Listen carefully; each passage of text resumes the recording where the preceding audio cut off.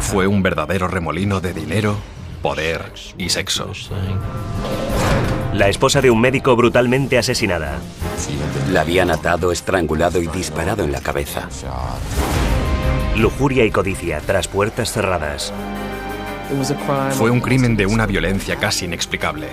Un retorcido misterio que nadie podía resolver. Eso era lo extraordinario de todo el asunto. Nadie conocía a los demás, solo a la persona con quien trataban en particular. ¿Cómo encajan todas esas piezas del rompecabezas? ¿O no encajan? Un asesinato a sangre fría en pleno corazón de Texas. Esta noche en Poder, Privilegio y Justicia.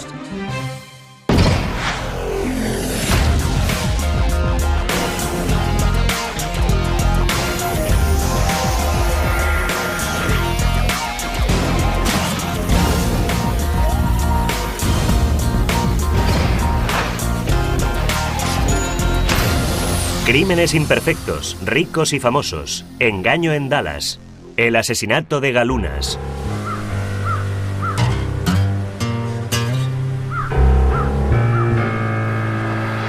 El 4 de octubre de 1983, el agente Mike Corley patrulla con su compañero por las calles de Richardson, Texas, una zona residencial en las afueras de Dallas.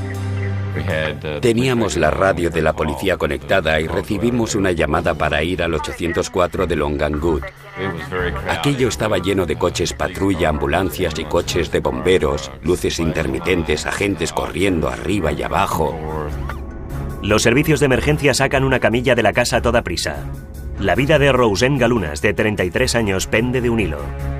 Ha recibido 2 disparos en la cabeza. El agente Corley habla con los primeros en llegar al lugar del crimen. Estaban traumatizados. Todos hablaban de lo espeluznante de la escena. La habían atado, estrangulado y disparado en la cabeza. Roseanne estaba tumbada de bruces en la cama, con los brazos atados a los postes. La habían amordazado y llevaba una media alrededor del cuello, con la que obviamente la habían estrangulado, y presentaba heridas de bala en la nuca. Los investigadores empezaron a procesar la escena del crimen. Estábamos intentando descubrir cómo había entrado. No parecía haber forzado la entrada. Investigamos si la verja estaba abierta, si había forzado la puerta de atrás. Teníamos allí a un niño pequeño de 4 años y medio. Yo no sabía qué tenía que ver con todo aquello, pero estaba allí. Entonces apareció el doctor Peter Galunas. Mi hijo vino corriendo a mi encuentro. Un agente de policía lo había llevado en brazos. Pregunté, ¿qué sucede? Y me dijo, su mujer está herida. Y yo, ¿es grave? Y contestó, no puedo darle más detalles. El agente Corley intentó interrogar a Galunas. Me dijo que era su mujer, que estaban separados y que el niño era hijo suyo, de manera que enseguida me di cuenta de que era alguien involucrado de cerca y que teníamos que interrogarle a fondo. Pero el doctor Galunas no quería someterse a ningún interrogatorio sin la presencia de su abogado. Tuve una intuición muy extraña, una sospecha. Pensé enseguida, aquí pasa algo raro. Aquí hay gato encerrado, está intentando ocultar algo. Cuando llega el abogado de Galunas, el agente Corley les acompaña a ambos a la comisaría de Richardson. Luego, un hombre de unos 35 años aparece en la escena del crimen. Apareció Larry Aylor, que era el amante de Roseanne en aquel momento. Me dirigí inmediatamente hacia él, me identifiqué y empecé a sacarle información y enseguida decidimos que debíamos llevárnoslo a comisaría. Un médico millonario, su exesposa y el amante secreto de esta. Los investigadores debían descubrir cuán cortantes se habían vuelto los ángulos de este triángulo amoroso. Introdujeron al doctor Galunas en una habitación, con un agente para interrogarle, y a Larry Aylor en otra habitación, con otro agente. Los inspectores empezaron con el doctor Galunas. Me pidieron que hiciera una declaración por escrito sobre mis actividades de aquel día. Ocupó cerca de página y media. Conté todo lo que había hecho aquel día. Estaba en la Facultad de Medicina, que está muy lejos de casa de Roseanne. Galunas dijo que regresó a su casa hacia las 5:30 de la tarde. Pero Mike Corley detectó un punto débil en la historia del doctor. Dijo que por la tarde, hacia las 4, hizo una siesta de 45 minutos en su despacho del Hospital Parkland, de manera que enseguida pensé, vale, aquí hay una brecha, puede haber cometido ese crimen. Mientras tanto, el agente Ken Mackenzie interrogaba a Larry Aylor. Y la cosa se puso cada vez más interesante. Aylor dijo que era constructor y que Galunas le había contratado para construirse una nueva casa. Roseanne y él se enamoraron en la obra, y Aylor abandonó a su mujer Joy para irse con ella. Aylor juraba y perjuraba que nunca haría daño a Roseanne. Estaba muy afectado por lo ocurrido, muy angustiado y, por supuesto, de alguna forma, insinuaba que debía haberlo hecho el doctor Galunas. Pero Larry todavía tenía más cosas que decir. Larry nos había dicho que tenía una pistola del calibre 25 y descubrimos que las 2 heridas de bala de la víctima eran de ese calibre, por lo que este fue uno de los elementos que me hicieron sospechar de Larry. Tras unas horas con los sospechosos, Mackenzie y Corley se reunieron para comparar sus notas. El agente Mackenzie tenía la intuición de que Larry era sospechoso. Y a mí me pasaba exactamente lo mismo con el doctor Galunas. Era una situación difícil. ¿Quién es el principal sospechoso? ¿El doctor Galunas o Larry Aylor? El caso tenía todos los ingredientes de un buen culebrón. Gente joven y rica, un médico, adulterios y un crimen misterioso por resolver. El drama apenas había empezado. Los investigadores buscan pistas sobre el ataque contra Roseanne Galunas. 2 días después, la víctima sobrevive conectada a una máquina que mantiene sus constantes vitales. Tanto su exmarido Peter como su amante Larry Aylor son los principales sospechosos. La policía estaba a punto de ahondar en un caso que les llevaría por un extraño camino desde la frontera mexicana hasta la Riviera Francesa. Pero primero tenían que investigar de cerca el pasado de la pareja. Supimos de entrada que en aquellos momentos estaba separada. Tenía un ex marido, tenía un nuevo amante y básicamente intentamos averiguar todos los detalles posibles sobre sus vidas. En octubre de 1977, Roseanne Agostinelli era una enfermera casada de 27 años cuando conoció al doctor Peter Galunas, de 31 años. Por aquel entonces ya tenía problemas con su marido, por lo que al conocer a Peter, su matrimonio acabó de disolverse. 7 meses más tarde se casaron y se trasladaron a Dallas, donde Peter había obtenido un puesto de trabajo en la Facultad de Medicina. Ella hubiera preferido quedarse en Boston. Yo también iba a sentirme extranjero en Texas, por lo tanto vinimos juntos. En junio de 1978, Roseanne quedó embarazada. Pero Peter Galunas no estaba dispuesto a que la paternidad se entrometiera en su ambiciosa carrera. Se asoció con un colega para comprar una empresa de material médico y pronto convirtieron aquel agonizante negocio en una verdadera mina de oro. Era muy trabajador. Trabajaba largas jornadas. Siempre detrás del dinero. Pronto el ambicioso doctor ganaba dinero a espuertas. Pero mientras su negocio florecía, su matrimonio se marchitaba. Muchas veces terminaba mi trabajo en la facultad a las 7 e iba a nuestras oficinas en las afueras de Dallas para algún papeleo. Y llegaba a casa hacia las 12 de la noche. Era un punto de fricción. Nadie quiere estar casado con alguien que casi nunca está en casa. En abril de 1979, Roseanne dio a luz a Peter III. Creo que estaba muy poco tiempo en casa. Mi hermana pasaba mucho tiempo sola con el pequeño Peter. Lo más duro para ella era sentirse tan sola. En 1982, el doctor Galunas compró un terreno en un selecto barrio residencial al norte de Dallas. Iba a construir la casa de sus sueños. Está muy cerca de la zona más lujosa de Dallas. Iba a ser mi primera casa de verdad. Nuestra casa, que sería exactamente tal como la queríamos y donde la queríamos. Le pregunté a mi hermana, ¿de veras deseas esta casa? Y me contestó, no mucho. Dijo, me parece que él cree que así me tendrá contenta, pero yo no necesito esta casa. Entonces Peter contrató a Larry Aylor para construir la casa. Larry Aylor estaba especializado en la construcción de casas de lujo. Tenía fama de hacer un trabajo de calidad, de construir casas personalizadas, únicas.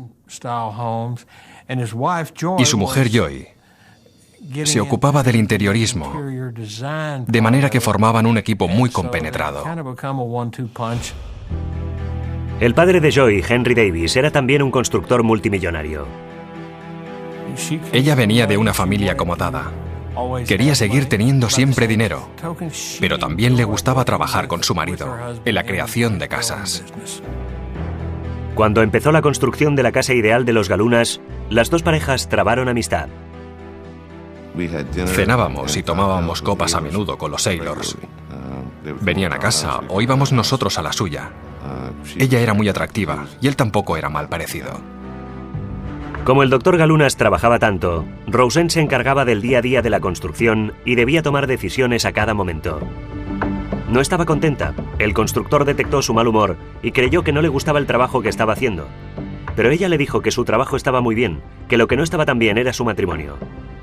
Larry le confesó que también él y Joy tenían problemas. Durante la construcción de la casa, Larry Aylor y Roseanne tuvieron que pasar mucho tiempo juntos, y cuanto más tiempo pasaban, más atraídos se sentían el uno hacia el otro.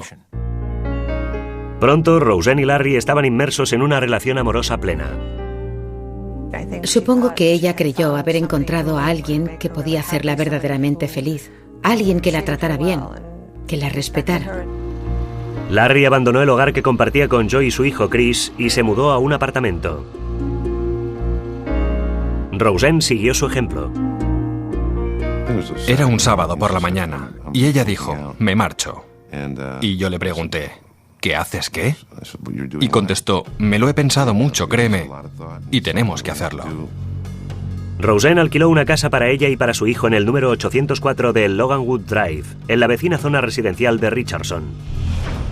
Durante las siguientes semanas, el shock de Peter fue degenerando poco a poco en sospecha. Se me ocurrió que detrás debía haber algo más. Un día pasé delante de su casa y vi que subía un coche con Larry Aylor. Primero no me pareció raro, pero después vi que se besaban. Galunas quería obtener pruebas de que Roseanne estaba liada con Larry y contrató a un detective privado para que la siguiera. Y Galunas le puso una trampa. Roseanne seguía teniendo acceso a la casa que habían compartido para recoger su correo.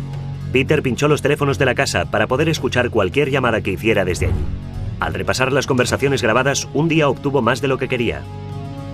Tenía una grabación de su teléfono en la que ella le decía a Larry cuánto le quería. Solo había una conversación entre ellos y era muy breve, pero bastó para confirmar mis sospechas. El doctor Galunas cogió la cinta y se la llevó a la mujer de Larry, Joy Aylor. Si podía convencerla de que estaban liados, quizá pudiera ser mi aliada para separarles. Pero Joy no entró al trapo. Parecía muy interesada, pero después de aquel día, nunca más se puso en contacto conmigo. En junio de 1983, Roseanne solicitó el divorcio y la custodia en exclusiva de su hijo Peter. Estaba muy afectada por muchas cosas que su marido había hecho. Su falta de confianza, los detectives, la trampa del teléfono. Su objetivo principal era llevarse al pequeño Peter y obtener el divorcio. Los investigadores se enteraron entonces de que en septiembre Roseanne había descubierto una ventana rota en la parte de atrás de su casa. Creo que se lo atribuyó a Peter. Quizá lo había hecho por despecho porque estaban enzarzados en un duro proceso de divorcio. No creo que se sintiera amenazada, que creyera estar en grave peligro. La familia de Roseanne le suplicó que volviera a Boston, pero ella se negó. Dijo que solo quería terminar con el divorcio y pasar página para empezar su nueva vida. Por desgracia, Roseanne no tendría nunca la oportunidad de hacerlo. El 4 de octubre por la mañana, Roseanne Galunas y Larry Aylor se dedicaron a visitar todas las obras que el constructor tenía entre manos en los alrededores de Dallas. Poco después, hacia las 2:45 de la tarde, Roseanne acostó al pequeño Peter para que hiciera la siesta. Horas después, el niño se despertó buscando a su madre. Le llevó su osito de peluche para despertarla. Le trajo un poco de leche para que recobrara el conocimiento. Estaba muy afectado. Había pasado 3 horas junto a su madre, que se estaba muriendo desangrada. Finalmente, el pequeño de tan solo 4 años llamó a su padre. El doctor Galunas estaba hablando por teléfono con su madre. Volví a hablar con mi madre y le dije: llama al 911 y dile a la policía que ha pasado algo realmente grave en casa de Roseanne. En la escena del crimen, los agentes intentan averiguar lo sucedido y el autor principal de los hechos. Espolvorearon en busca de huellas, rebuscaron en la basura, cogieron las sábanas y la ropa de cama. Lo más obvio eran las 3 cuerdas atadas a los postes de la cama. Mientras los agentes se esfuerzan en descubrir cualquier pista sobre la noche del ataque, la familia de Roseanne vuela desde Boston esperando lo mejor.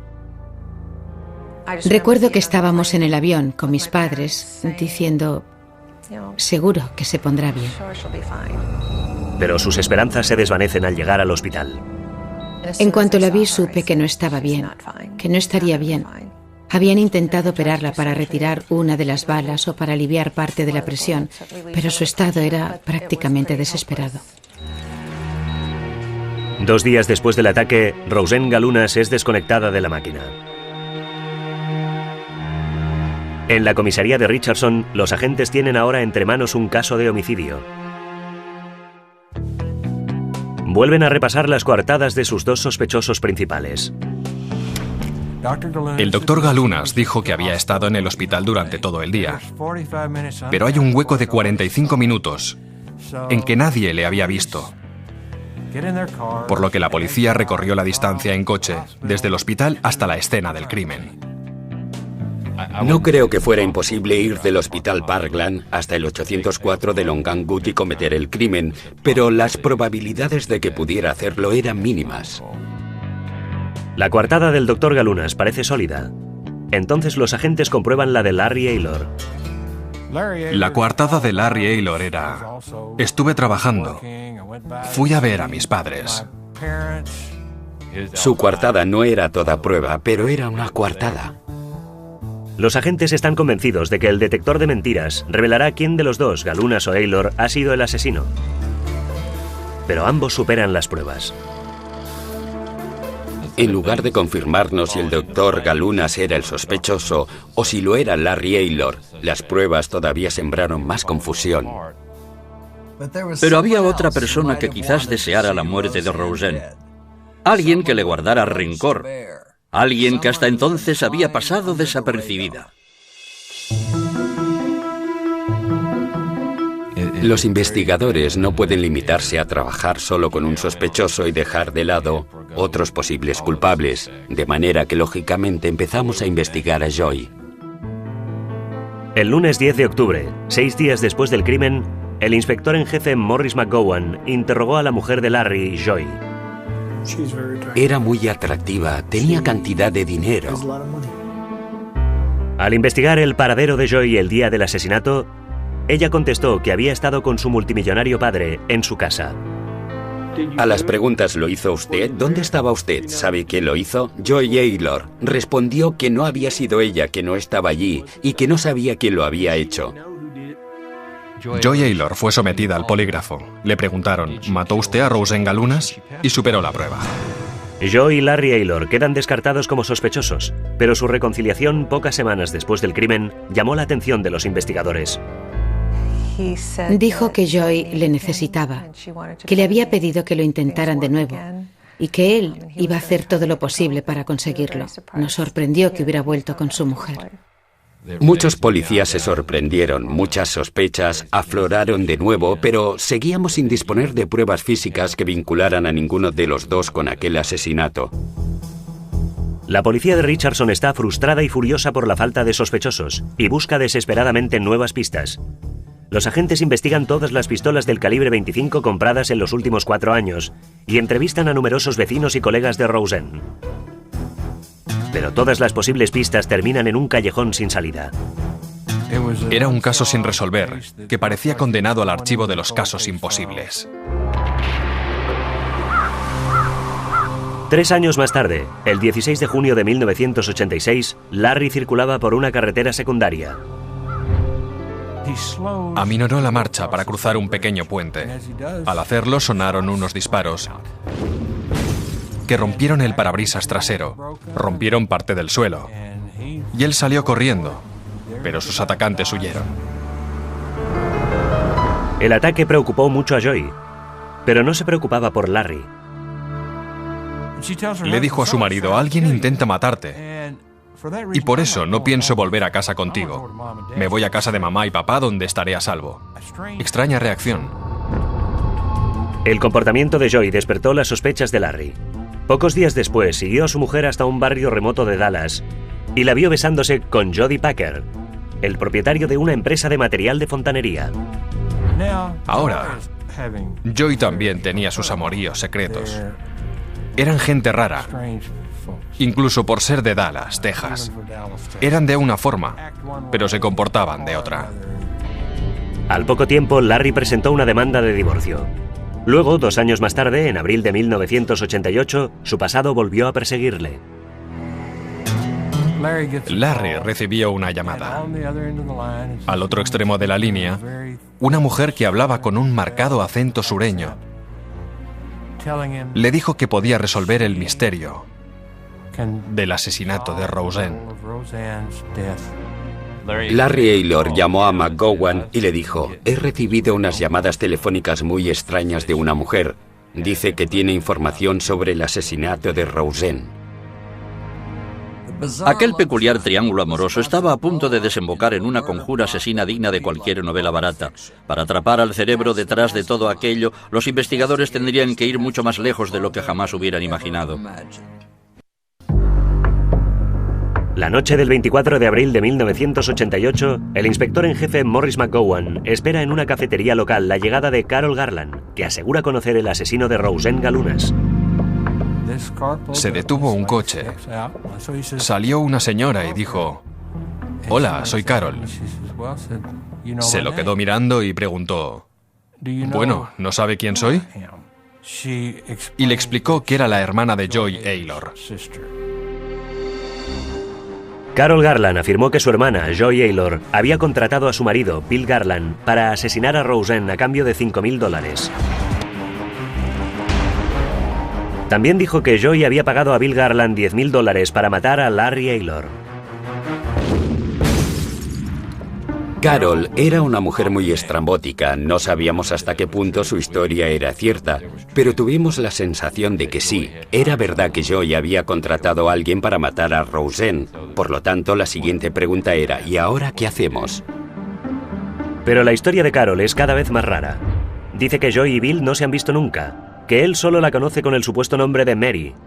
Los agentes pertrechan a Carol con un micrófono oculto y le piden que se reúna con Joy Aylor en una cafetería local. Hay una conversación grabada entre tú y él. ¿Entre Bill y yo? Podíamos escuchar cosas sueltas y sabíamos que en realidad estaban hablando del asesinato de Roseanne. En aquellos tiempos él no sabía quién era yo. No sabía quién le había pagado para matarle. Con aquella trampa, la policía está convencida de que tiene la prueba necesaria para iniciar las diligencias, pero entonces vuelven a escuchar las cintas grabadas. Fue muy frustrante porque en realidad no se entendía frase por frase lo que estaban diciendo, por lo tanto nos dimos cuenta de que no nos servirían. Los agentes pidieron a Carol que organizara un segundo encuentro al cabo de unos días. Querían que Joy se incriminara con sus propias palabras. Instalé la cámara de vídeo al otro lado del aparcamiento desde donde se le vería entrar. Durante el encuentro, Joy llama a Bill Garland y pronuncia la palabra secreta: Mary. ¿Puedes decirle que volveré a llamarle? ¿Que es muy importante? Mary. No había hablado nunca con Garland como John Aylor. Siempre había hablado con él haciéndose pasar por Mary, de manera que cuando dejó el mensaje de que Mary había llamado, nos quedó muy claro que allí había un elemento de culpabilidad, de una gran complicación. Aquello bastó para que el asistente del fiscal del distrito de Dallas, Kevin Chapman, el 25 de mayo de 1988, expidiera una orden de arresto contra Joy Aylor por el asesinato de Roseanne Galunas. En realidad la detuvimos en medio del tráfico cuando paró el coche en un semáforo rojo. Nos pusimos a su lado, salimos del coche y la detuvimos antes de que el semáforo pasara al verde. En la comisaría de Richardson, Corley y McGowan se esfuerzan en sonsacar a Joy. Era tan fría, la persona más fría que haya visto jamás. Dijo que no iba a abrir la boca con la grabadora en marcha, por lo tanto, la apagué. En todo el interrogatorio no obtuvimos nada que pudiera servir como confesión ante un tribunal. Cuando Joy había superado la prueba del polígrafo, al poco de haberse cometido el asesinato, los investigadores solo le habían preguntado si había matado a Roseanne Galunas. Deberían haberle preguntado si había contratado a alguien para que le hiciera el trabajo. Es de las personas que cree que el dinero lo resuelve todo. Con Joy en libertad bajo fianza, los agentes van en pos de Bill Garland. Bill Garland empezó a darnos información. Bill Garland nos dijo que tenía ciertos tratos con Cal Noska. Cal Noska era un empleado de Joy Aylor que se encargaba de fabricar las persianas para sus proyectos de interiorismo.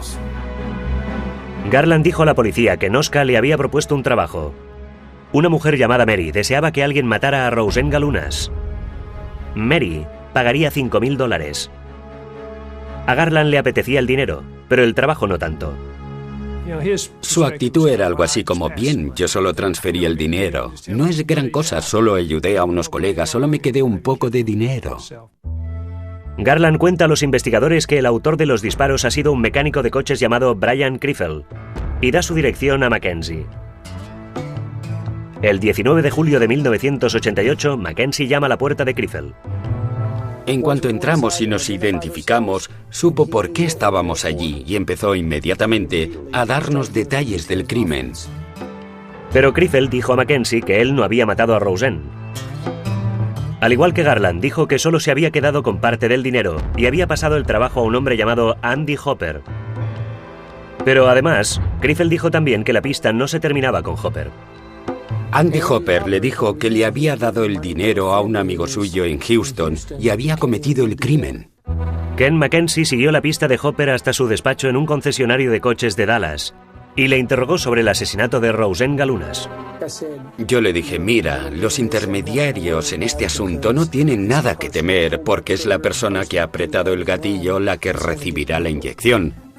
De repente se puso a respirar abundantemente. Fue una reacción corporal inmediata. Sudaba tanto que se giró para poner en marcha un ventilador que tenía en una mesa detrás del escritorio. Tanto sudaba que el aire del ventilador proyectaba las gotas de sudor hasta mí. Hopper dijo que quería llamar a su abogado y se disculpó por un momento, pero no volvió. Andy saltó por la ventana de atrás, subió al coche y se marchó. Salió de la ciudad. En la oficina del fiscal del distrito, Kevin Chapman reconstruye toda la trama del caso. El 19 de septiembre de 1988 acusa a Joy Aylor y sus ayudantes del asesinato de Roseanne Galunas y el intento de asesinato de Larry Aylor. Si la declaran culpable, Joy Aylor puede ser condenada a muerte. Casi necesitabas hacer un casting para comprender del todo el conjunto de personajes de este drama. Con tantos conspiradores relacionados entre ellos por vínculos tan tenues, la fiscalía sabía que la batalla sería dura. Los investigadores seguían buscando el eslabón perdido en el rompecabezas del asesinato de Galunas, Andy Hopper. Descubrieron que Hopper tenía una novia en Richardson llamada Shelley Zachary. Seguía en contacto con Shelley. Pinchamos el teléfono de Shelley y al cabo de un tiempo, Andy regresó y la llamó. Cuando llamó por teléfono, pudimos seguirle el rastro hasta donde se escondía. Cuando entramos en la casa, le encontramos escondido en un armario y le detuvimos allí mismo. Durante el interrogatorio, Andy Hopper dijo que no había matado a Roseanne. Había contratado a un tipo de Houston llamado Chip para que cometiera el crimen. Creía que no encontraríamos nunca a Chip. Pues bien, sí lo encontramos, pero había muerto 2 meses antes. Lo único que teníamos de él era un retrato. Los agentes someten a Hopper a la prueba del polígrafo. Le preguntan si ha matado a Roseanne y la máquina empieza a descontrolarse. Morris le seguía presionando. Andy, dime la verdad. ¿Y cómo es posible que el polígrafo diga que mientes? ¿No me dijiste que había sido Chip? McGowan se sacó la foto del bolsillo y la puso en la mesa. Parecía como si acabáramos de sacársela en otra sala de interrogatorio. Le dijo: cuando se lo pregunte a él, ¿qué me va a decir? Me dirá que él no lo hizo. Andy, necesito que me digas la verdad. Tienes que contarnos la verdad. ¿Qué le pasó realmente a aquella chica? Abrí la puerta mosquitera, saqué la pistola y le dije que entrara y se callara. Le dije que entrara en su dormitorio. Y en el dormitorio de enfrente estaba su hijo, dormido. Cerré la puerta. Le dije que entrara en su dormitorio y se quitara la ropa. Cerré la puerta. Le até las manos. Les contó detalles que solo podía conocer el autor del crimen. De manera que él mismo se ató la cuerda al cuello. La policía tenía ya la confesión del autor de los disparos. Ahora podían concentrarse en la inductora del crimen, Joy Aylor. Joy empezó a buscar un buen representante legal. Conoció a Mike Wilson, antiguo asistente del fiscal de distrito que se había convertido en abogado defensor. Pero en lugar de llevárselo a la sala del tribunal, Joy se lo llevó a la cama. Mike Wilson se enamoró de ella al instante. Era una mujer atractiva. Y empezaron a salir. Ella tenía algo. No sé exactamente qué era. Conseguía que los hombres hicieran lo que no debían. Pero Mike Wilson era un adicto a la cocaína. Al poco tiempo de iniciar sus relaciones con Joy, fue detenido en una emboscada de la DEA con 21 kilos de cocaína. Mike se enfrentaba a una larga condena, pero no quiso renunciar a ella. Mientras tanto, los investigadores vigilaban de cerca la situación económica de Joy. Estaba acumulando dinero. Empezamos a indagar en sus cuentas bancarias. Pronto descubrió que Joy estaba reuniendo dinero discretamente. Transfería sumas de $9.999 de un lugar a otro. Y finalmente lo sacaba del país. Chapman estaba convencido de que Joy se preparaba para huir con unos $400.000 en efectivo. Sabía que tenía que actuar rápidamente.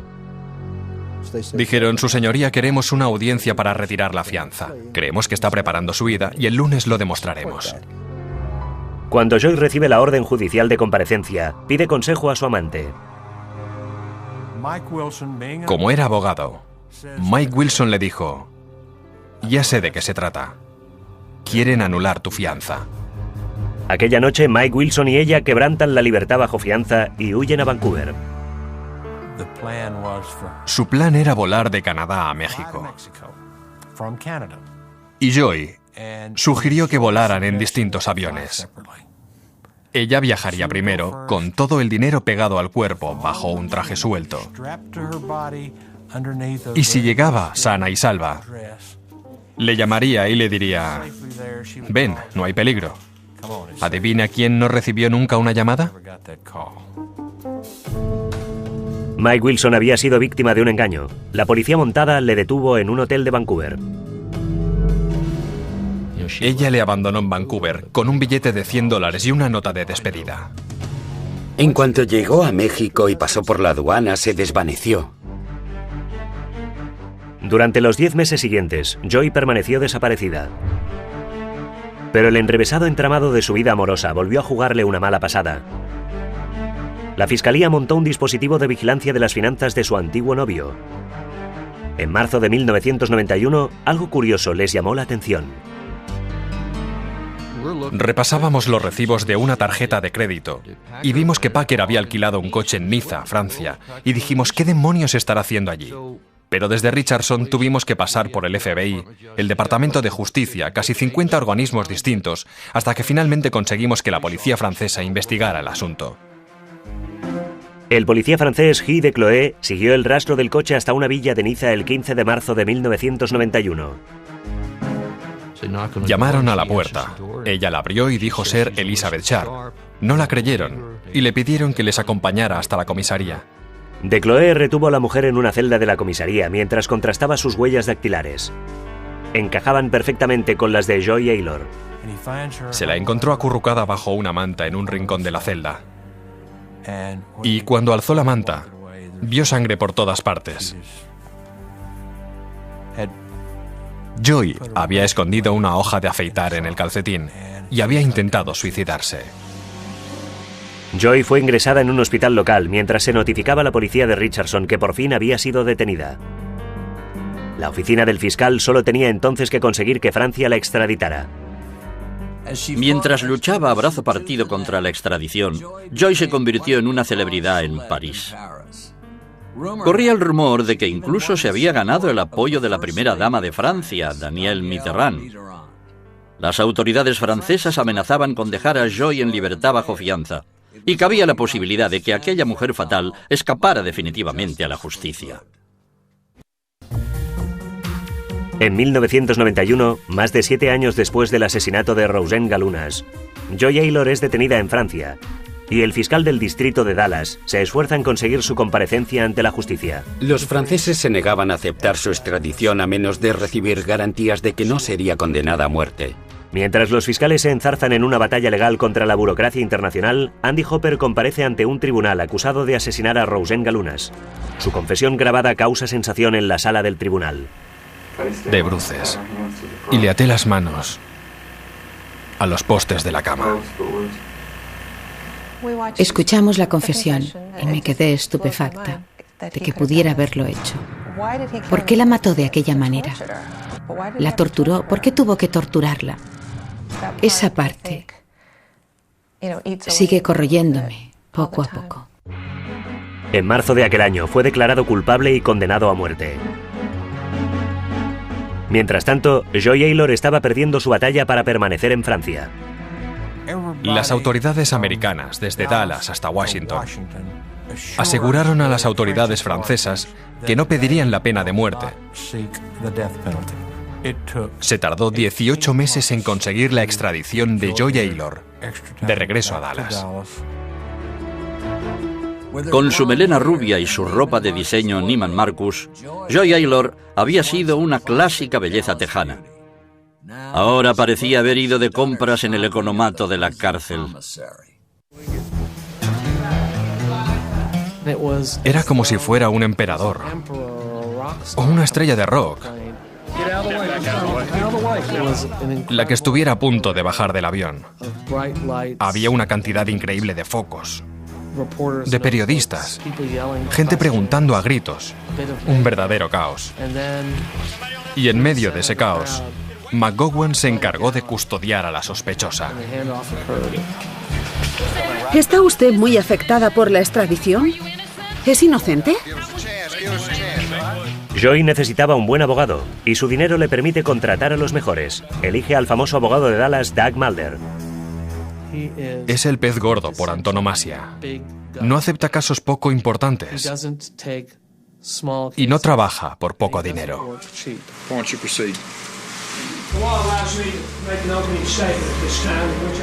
En agosto de 1994, 11 años después del asesinato de Roseanne Galunas, empieza el juicio contra Joy Aylor.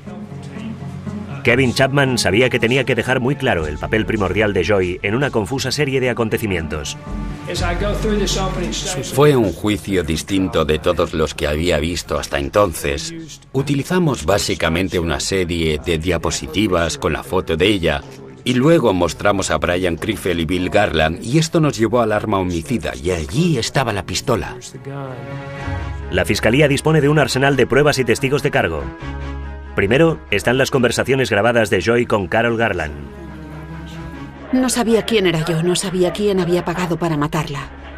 Aquella grabación, por deficiente que fuera el sonido, fue crucial porque eran sus propias palabras. Las cintas demostraron que era una persona despiadada, racional, sin sentimientos. Luego vino la confesión grabada de Andy Hopper. Cogí la pistola, la puse contra la almohada y disparé 2 veces. La prueba principal de la acusación era la confesión de Hooper. ¿Se trató de un crimen deliberado y con suficientes probabilidades de que tuviera un resultado mortal? Pues sí, lo fue. Finalmente, Chapman hizo subir al estrado al antiguo amante de Joy, Mike Wilson. Decía que ojalá lo hubiera hecho ella. Decía que si tuviera que hacerlo de nuevo, lo haría ella misma. El carísimo abogado de Joy hace todo lo posible para contrarrestar el fuerte despliegue de pruebas y testigos. Su estrategia era que la acusada no prestara declaración y atacar simplemente los testimonios de los testigos. El 17 de agosto, acusación y defensa terminaron sus alegatos. El jurado alcanza un veredicto en menos de 3 horas. Este jurado ha encontrado a la acusada Joy Aylor culpable de los cargos de asesinato en su contra. Casi 11 años después de haber organizado el asesinato de Roseanne Galunas, Joy Aylor fue declarada culpable de todos los cargos y condenada a cadena perpetua. Creía que se libraría gracias a su dinero. Nunca admitió de veras su culpabilidad. Pero si no hubiera sido por ella, nada de todo aquello habría ocurrido. Se lo merecía con creces. Tenía todas las cartas en la mano para no hacerlo y, por supuesto, había que responsabilizarla a ella. John Aylor había tenido todas las ventajas posibles. Mi hermana fue una víctima inocente atrapada en esa intriga montada por una mujer deseosa de venganza, por el motivo que fuera. Disfrutó de 11 años de libertad después de los hechos y probablemente creyó que podría permanecer libre el resto de su vida. Hay un tipo de acusado como Andy Hooper que termina en el corredor de la muerte, con un abogado de oficio.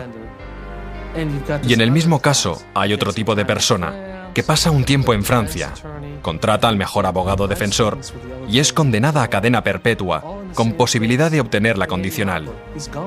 Andy Hooper ya no está. Joy Aylor está mirando el reloj. Y el tiempo pasa muy rápido.